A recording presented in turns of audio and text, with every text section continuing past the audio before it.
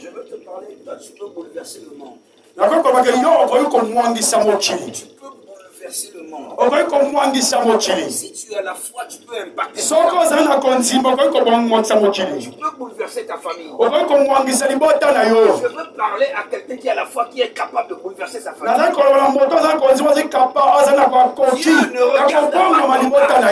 Dieu ne regarde pas ton âge. Dieu ne regarde pas ce que tu as traversé. Tu peux bouleverser Pointe-Noire. Tu peux parler à une femme de foi. Parce que même la foi, c'est un don. Dieu a besoin des hommes qui ont le don de la foi. Dieu te donne le don ce soir. Bouleverser la nation. Vous voyez que Dieu a bouleversé des contrées avec des personnes qui avaient le don de la foi. Tu sais, si tu ne crois pas en toi-même, personne ne croira en toi. S'il y a quelqu'un qui croit en lui-même, qui commence d'abord à me donner un très fort amen. Oh. Il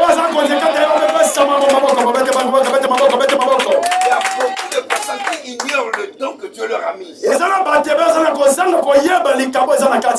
peux lire quelqu'un qui était impotent. La vie, c'est le don. La vie de Dieu, c'est un don que Dieu.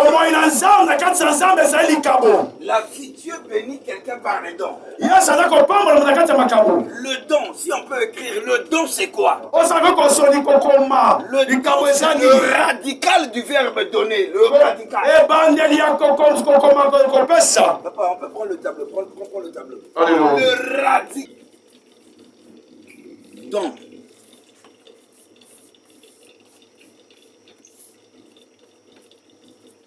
Quelqu'un me suit? C'est-à-dire le verbe donner, le radical c'est don. Le don. Toute la vie c'est un don. Le don gratuit. Le don gratuit. Et la vie est.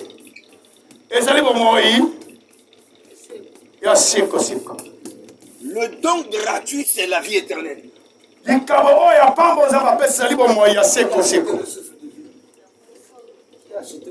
a donné. Le verbe donner. Jean 3, 16. Dieu a tant aimé le monde. Après, il a fait quoi? Il a donné son fils unique. Le fils unique, c'est qui? C'est le don. Et il a la vie éternelle. Si tu n'as pas dit avec moi, j'ai dit ceci. Dieu a tant aimé le monde qu'il a fait quoi? Il a donné. Écoute, je dis à quelqu'un si. Dieu t'a donné dans votre famille comme un don. Amen.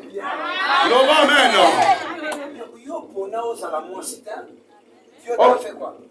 Un don. Tu n'as jamais choisi d'être une femme, mais Dieu t'a fait un don. Dieu ne t'a pas choisi. Dieu t'a choisi et t'a fait un don.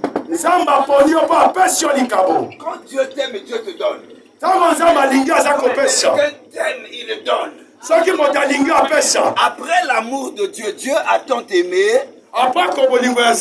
Il a donné afin qu'il y ait la vie éternelle. Quand tu aimes, tu vas donner et tu auras. Ça veut dire qu'à partir de l'amour, on donne.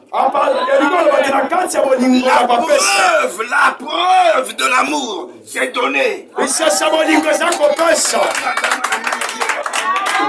Si tu aimes, tu vas donner. Si tu n'aimes pas, tu ne vas pas donner. Si ton mari aime, tu lui donneras. Si ton mari aime, tu lui donneras des enfants. Tu lui serviras à manger. Amen. Si tu l'aimes, quand Dieu aime, Dieu donne. Il donne quoi? Le meilleur de lui. Dieu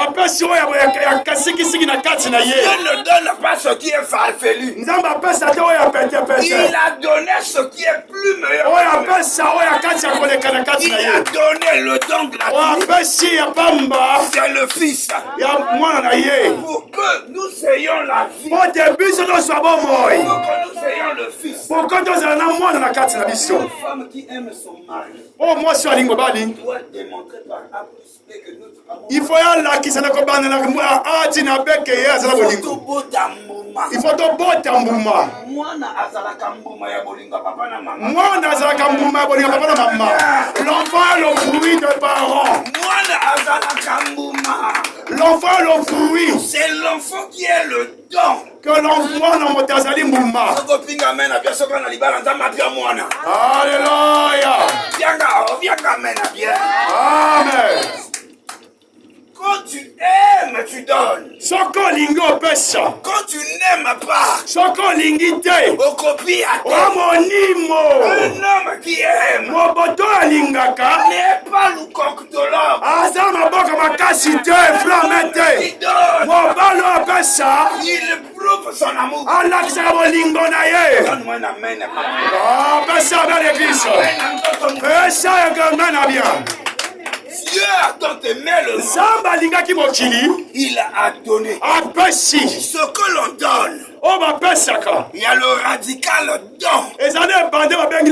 C'est pour cela que Dieu a fait des dons aux hommes. Dans le livre d'Éphésiens, la Bible dit Dieu a fait des dons aux hommes. Jésus est le don gratuit. Salut de l'humanité. Pour le salut de l'humanité, Jésus a été livré à la croix afin que tout homme quiconque croit soit sauvé afin qu'il ait la vie éternelle. Quand Dieu a aimé l'église, il a donné un don. Mais non, le don là, ce n'est pas Jésus à la croix. Cette fois-ci pour l'église, Dieu a donné un don. Maintenant, il a envoyé le Saint-Esprit. Le Saint-Esprit est pour le don de pour le perfectionnement des saints. Il a donné le Saint-Esprit pour l'église, pour les saints. Il a dit à l'église, où vous allez me voir, mais le monde ne me verra pas. Quoi? Parce qu'ils n'ont pas reçu l'esprit. On appelle ça l'esprit d'adoption. C'est l'esprit qui fait que nous soyons fusionnés et appelés fils de Dieu.